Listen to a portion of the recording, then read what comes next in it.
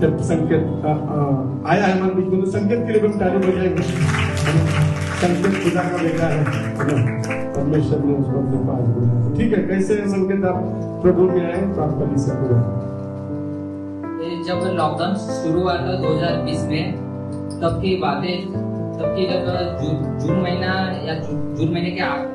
जब शुरू था, तब जून महीने में जब मैं रात को जब सोता था, तो जब मैं रात को सोता था, तब रात को सोने के बाद मेरी छाती में बहुत ज्यादा जलन होती थी, बहुत ज्यादा जलन होती थी, और ऐसा कई दिनों तक कंटिन्यू चालू रहा।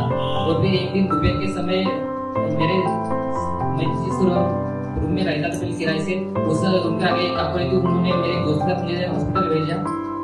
मैं मेरे दोस्त का गया और डॉक्टर को लगा कि शायद इसको एक्सीडेंट हो गई, उसने एक्सीडेंट की गोली दी, वो गोलियां खाई पर मेरी कुछ छाती की जलन ठीक नहीं हुई। फिर ऐसा ही चलते रहा कुछ दिन, और फिर एक दिन मेरे पिताजी के जो दोस्त थे पाटिल काका जी, उनको मैंने हमारे घर पर बुलाया और उनकी गाड़ी पर बैठकर हम एक हॉस्पिटल गए और फिर वहाँ पर उस डॉक्टर ने भी इलाज किया। और डॉक्टर को मैंने पूछा कि मुझे क्या हो, मुझे छाती में जलन क्यों होती है, तो उसने कहा कि तेरा लीवर कमजोर है।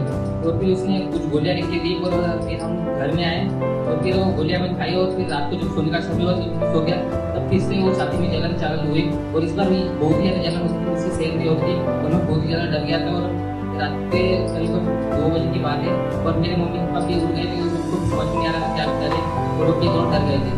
और फिर मेरे पापा ये सोच रहे होंगे कि हम तो और हॉस्पिटल भी चले गए, अभी इसको लेकिन इसकी छाती जलन तो गायब नहीं हुई, लेकिन अभी इसको कहाँ पर ले जाए। तब मेरे पिताजी को जो मैं सोच के लगा जी, वो मेरे पिताजी के दोस्त थे, तो उनको कभी महेश्वर जी ने बताया होगा कि चर्च में बीमार लोग चंगे होते हैं। मेरे पिताजी को बात याद आई और फिर मेरे पिताजी ने महेश्वर जी को फोन लगाया और फिर वो गाड़ी लेकर हमारे घर पर आए। फिर उनकी गाड़ी पर बैठकर हम लोग उनके घर पर गए। अभी वो जहाँ पर नए घर में रहते, उससे पहले जो किराए से रहते थे जिस रूम में, उस घर में गए। फिर उन्होंने रात को फिर फास्टर जी को फोन लगाया। फास्टर जी उनके घर में रात के 2 बजे आए और फिर फास्टर जी ने मुझे प्रार्थना करनी थी और जैसे उन प्रार्थना करनी मैं जमीन पर गिरा और फिर मैं जोर जोर से पैर और हाथ दोनों पटकने लगा।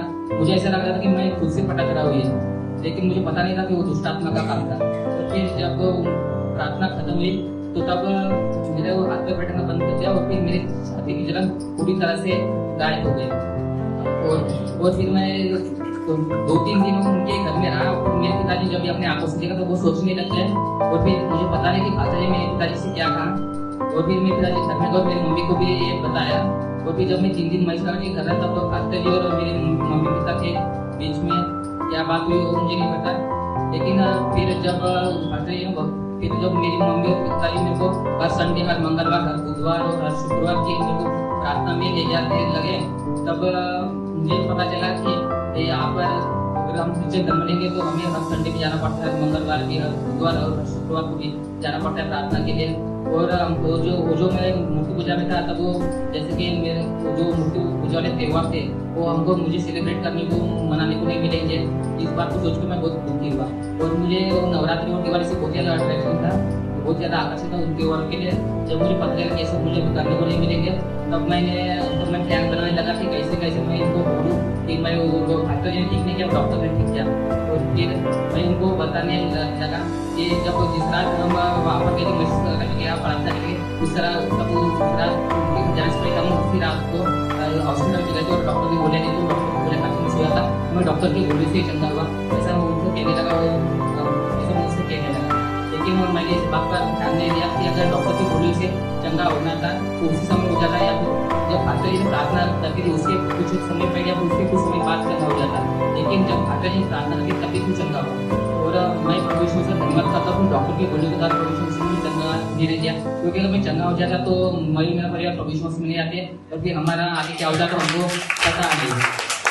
और फिर एक साल तक मैं इनसे कह करके नहीं मुझे प्रभु यीशु मसीह नहीं चंगा, मैं डॉक्टर ने चंगा दिया और ये मुझे जबरदस्ती मेरे को तुझे खाना नहीं देंगे, नहीं आएगा तेरे को मारेंगे, ऐसे करके जबरदस्ती ले जाते थे और मैं जाता था जबरदस्ती। लेकिन जब मैं सोने का उनके घर में जाता था, जब वहाँ पर प्रेयर चालू होती तो मैं उनके घर सोफे पर बैठकर बाहर दरवाजे के बाहर देखकर संसार की बातें याद करता था और क्योंकि मुझे वो सब सुनना नहीं था।